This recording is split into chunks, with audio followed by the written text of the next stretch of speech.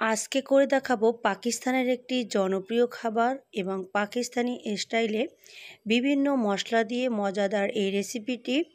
এটা কোরবানি স্পেশাল হতে যাচ্ছে। কোরবানিতে এভাবে গরুর পায়া, চামড়া এবং ভুঁড়ি মিক্স করে এই খাবারটি রান্না করে অনেকদিন পর্যন্ত খেতে পারবে এবং সকালের নাস্তায় রুটি পরোটার সাথে এটা ভীষণ মজা করে সবাই খেতে পারবে, অনেক পছন্দ করবে। এবং যাদের ক্যালসিয়ামের অভাব রয়েছে, হাত পা ব্যথা করছে, তারা চাইলে এই রেসিপিটা ট্রাই করে দেখতে পারবে। তো এই রেসিপিটি একেবারেই সম্পূর্ণ আলাদা এবং নতুন পদ্ধতিতে করে দেখিয়েছি, যেটা তৈরি করা অনেক সহজ এবং খেতে ভীষণ মজার। আর এটা অনেক বেশি ক্যালসিয়ামযুক্ত। রান্না করার জন্য লাগবে গরুর পায়া আর গরুর চামড়া, ভুঁড়ি। আমি এখানে কিছুটা গরুর পায়া আর চামড়া নিচ্ছি কিছুটা ভুঁড়ি। এগুলোকে ভালোভাবে পরিষ্কার করে গরম পানি দিয়ে কিছুক্ষণ ভিজিয়ে রাখতে হয়। এতে করে এর গায়ে যে একটা আষ্টে গন্ধ থাকে সেটা আর থাকবে না। তো এই তো চামড়া এবং ভুঁড়ি আর গরুর পায়াগুলো আমি আলাদা করে নিচ্ছি। এবার রান্না করার জন্য বড় একটা পাত্র নিচ্ছি, তার সাথে এগুলো আমি দিয়ে দিচ্ছি। এটাকে আমি মাখিয়ে রান্না করব। আর পাকিস্তানিরা এই রান্নাগুলো এভাবে বিভিন্ন মশলা দিয়ে মাখিয়ে রান্না করলে এই রান্না খেতে বেশি ভালো লাগে। তো এখানে শাহি যে মশলাগুলো আছে সেগুলো আমি দিয়ে দিচ্ছি আস্ত।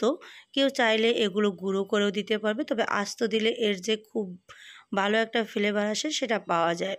এখানে জয়ফল, জয়ত্রী, স্টার মশলা, কালো গোলমরিচ, সাদা গোলমরিচ, কাবাব চিনি, শাহি জিরা, শাহি এলাচ, দারুচিনি, এলাচ, তেজপাতা সবগুলোই দিয়ে দিচ্ছি। এবার দিয়ে দিচ্ছি এখানে আদা রসুনের পেস্ট। আমি এখানে 3 চামচ আদা বাটা, 3 চামচ রসুন বাটা এবং কিছুটা পেঁয়াজ বাটা দিয়ে দিচ্ছি।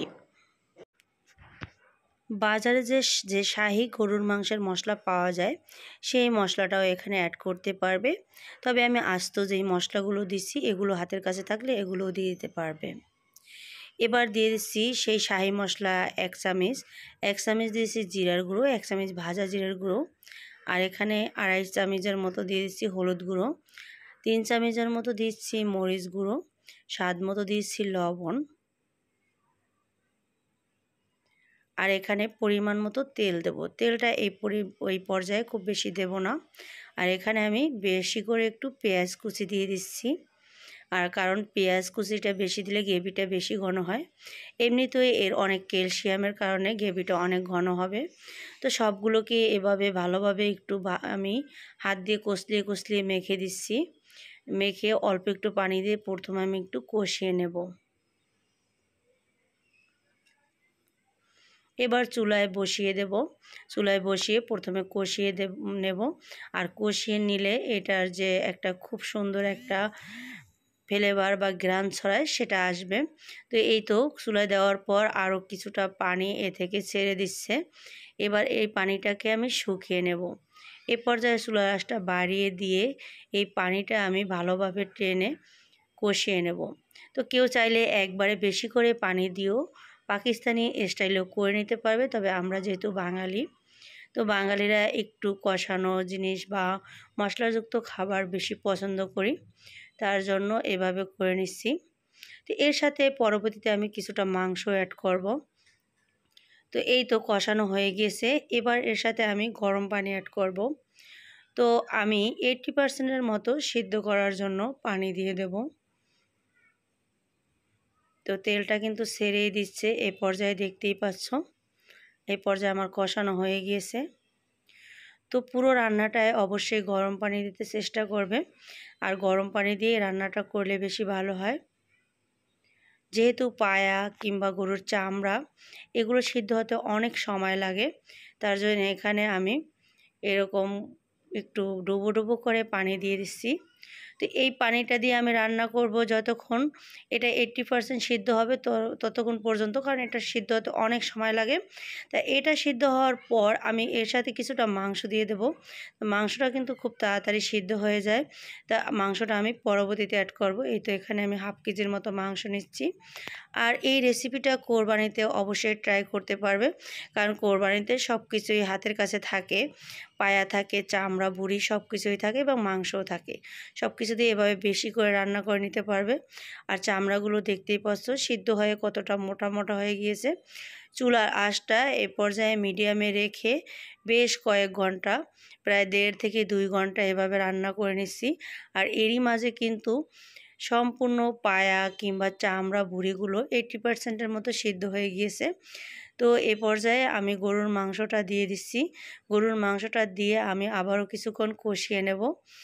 তো আমি আগেই বলেছি আমরা যেহেতু বাঙালি একটু কষানো জিনিসটাই পছন্দ করি, তবে এটা না কষিয়ে ডাইরেক্ট দিয়ে দিলেও হয়। তবে এই পর্যায়ে আমি কিছুটা কষিয়ে নিচ্ছি। আর দেখতেই পাচ্ছ এ থেকে কিন্তু প্রচুর ক্যালসিয়াম বের হচ্ছে, যার কারণে এটা অনেক ঘন হয়ে গিয়েছে, নাড়াচাড়া করতে অনেক বেশি কষ্ট হয়। যার কারণে আমার কাছে মনে হচ্ছে এই মাংসটা এর চেয়ে বেশি আর কষানো যাবে না। তো 5 থেকে 7 মিনিট আমি এভাবে কষিয়ে নিচ্ছি। তো এরই মাঝেই কিন্তু নিচে লেগে লেগে যাচ্ছে। তো এ পর্যায়ে আবারও কিছুটা লবণ দিয়ে দিচ্ছি। আমার কাছে মনে হচ্ছে লবণের পরিমাণটা কম। তো খুব সুন্দর ঘ্রাণ ছড়াচ্ছে, পুরো ঘর ঘ্রাণে করছে। এটা যখন রান্না হবে খেতে কিন্তু ঘ্রাণ শুনেই ইচ্ছে করবে খেতে। তো এবার আমি বাকি রান্নাটা করে নেব। এর জন্য আবারও আমি একদম পাতিল ভরে পানি দিয়ে দিচ্ছি। এখানেও গরম পানি অ্যাড করেছি। এবারও চুলার আঁচ মিডিয়ামে রেখে আবারও আমি 1 থেকে 1.5 ঘন্টা রান্না করব। কারণ মাংসটা যেহেতু আমি মাত্র দিয়েছি, মাংসটা রান্না করতেও আমার অনেক সময় লাগবে এবং সমস্ত জিনিসগুলো একদম ভালোভাবে সিদ্ধ হয়ে যাবে। একদম সফট তুলোর মতো নরম হলেই এটা খেতে ভালো লাগে। তো এই তো এভাবে আমি সম্পূর্ণ রান্নাটা করে নিছি। তো এই রান্নাটা একটু হাতে সময় নিয়ে করবে। 2-3 ঘন্টা বা 2-3 দিন ধরেও রান্না করতে পারবে। চুলায় অল্প অল্প জাল দিয়ে রেখে দিলেই হবে। তো এ পর্যায়ে দেখতেই পাচ্ছ অনেক বেশি গ্রেভিটা ঘন হয়ে গেছে। আমি এর ভিতরে 2-3টা আস্ত রসুনও অ্যাড করেছি। এতে করে রান্নাটা খেতে আরও বেশি ভালো লাগবে। আর এর সাথে আমি 4-5টা কাঁচামরিচ অ্যাড করে দেব। এতে করেও কাঁচামরিচের একটা সুঘ্রাণ আসবে। তো গ্রেভিটা এই পর্যন্ত ঘন হয়ে গিয়েছে। এই তো দেখতেই পাচ্ছ। এবার আমি বাগার করে নেব। তো এরপর আমি আর বেশি টানাবো না, কারণ এটা আমি চালের রুটি দিয়ে খাবো। আর চালের রুটি দিয়ে এরকম গ্রেভি খেতে বেশি ভালো লাগে। দেখতেই পাচ্ছ পায়াগুলো খুলে একদম সফট হয়ে গিয়েছে। তো এই পর্যায়ে এমনিতেও খেতে অনেক ভালো লাগছে, তারপরও একটু বাগার করে খেলে এটা আরও বেশি মজা হয়। তো এই তো দেখতেই পাচ্ছ আমি নেড়ে ছেড়ে নিচ্ছি। এটা চুলা থেকে উঠিয়ে একটা সাইডে রেখে এ পর্যায়ে বাগার করব। তো কেউ চাইলে এ পর্যায়ে ভাত দিয়ে কিংবা রুটি যে কোনো সাথে খেতে পারবে। তো এটা যখন আস্তে আস্তে আমি গরম করব, খাবো প্রতিদিন, তাও কিন্তু আরও অনেকটা ঘন হয়ে যাবে। তো এই পর্যায়ে এই জন্য আমি বাগারটা করে নিচ্ছি। তো প্রথমে প্যানে দিয়ে দিচ্ছি কিছুটা তেল। এ পর্যায়ে যদি মনে হয় যে রান্নায় তেলের পরিমাণটা খুব বেশি, তাহলে বাগারে তেলের পরিমাণটা কম দেবে। আর যদি মনে হয় তেলের পরিমাণটা কম, তাহলে বাগারে তেলটা বেশি দিয়ে দেবে। তো কিছুটা শুকনো মরিচ এবং পেঁয়াজ কুচি আর রসুন দিয়ে বাগার করছি। এতে করে মরিচের যে একটা খুব সুন্দর ফ্লেভার সেটা আসবে এবং পেঁয়াজ রসুনেরও একটা ফ্লেভার আসবে, যার কারণে খেতে ভালো লাগবে। আর এই মরিচটা যখন দাঁতের নিচে পড়বে অত বেশি ঝাল লাগবে না, তবে খেতে ভীষণ ভালো লাগবে। তো এভাবে গোল্ডেন করে ভালোভাবে একটু ভেজে নেব। তো যখন গোল্ডেন কালার হয়ে যাবে তখন এর সাথে দিয়ে 5 মিনিট ঢেকে রেখে দেব। এতে করে যে বাগানের একটা সুঘ্রাণ সেটা খাবারের ভিতরে বা এই নেহারির ভিতরে ঢুকে যাবে, যার কারণে খেতে বেশি ভালো লাগবে। তো আজকে আমার এই সহজ রেসিপি তোমাদের যদি ভালো লাগে, চ্যানেলটি সাবস্ক্রাইব করে পাশে থাকবে। ভিডিওটি ফেসবুক পেজে দেখে থাকলে পেজটিকে ফলো করে রাখবে। অল নোটিফিকেশনে ক্লিক করে রাখবে, যাতে করে নতুন কোনো ভিডিও দিলে সঙ্গে সঙ্গে তোমরা সেটা পেয়ে যাবে। তো 5 মিনিট পর এটাকে আমি ভালোভাবে নেড়েচেড়ে ভালোভাবে 2-3টা বলক তুলে নেব। এরপর এটা গরম গরম পরিবেশন করব ভাত, রুটি, পরোটা সব কিছুর সাথেই। চিটা রুটি, সাজের পিঠা, চিতই পিঠা কিংবা সব কিছুর সাথে এটা ভালো লাগবে। আর এখানে আমি কিছুটা ভাজা জিরের গুঁড়ি দিয়ে তারপর নামিয়ে নিচ্ছি। তো এটা রান্না করে আমি কয়েকদিন রেখে খাবো। এভাবে চুলায় রেখেও খেতে পারবে কিংবা ফ্রিজে রেখে দেবে, যখন খেতে ইচ্ছে করবে বক্সের তখন বের করে শুধু গরম করে। চালের আটার রুটি দিয়ে এটা ভীষণ মজার। তো আজকে আমি চালের আটার রুটি দিয়ে এটা খাবো। তো এবার তোমাদের আমি একটু পরিবেশন করে দেখিয়ে দিচ্ছি এটা কতটা সুন্দর হয়েছে। আর যাদের এটা ক্যালসিয়ামের খুব অভাব, হাত পা ব্যথা করে, তখন এরকম কিছু নলি এনে রান্না করে খেয়ে দেখবে, 1-2 দিনের ভিতরেই দেখবে হাত পা কামড়ানি ভালো হয়ে গিয়েছে। তো এটায় প্রচুর পরিমাণে ক্যালসিয়াম থাকে, যার কারণে এটা খাওয়া অনেক ভালো এবং খেতেও ভীষণ মজার। তো এই তো দেখতেই পাচ্ছ কতটা সুন্দর হয়েছে রান্নাটা। তো আজ এ পর্যন্ত, তোমাদের সাথে অন্য কোনো ভিডিওতে তোমাদের সাথে দেখা হবে। সে পর্যন্ত ভালো থাকবে।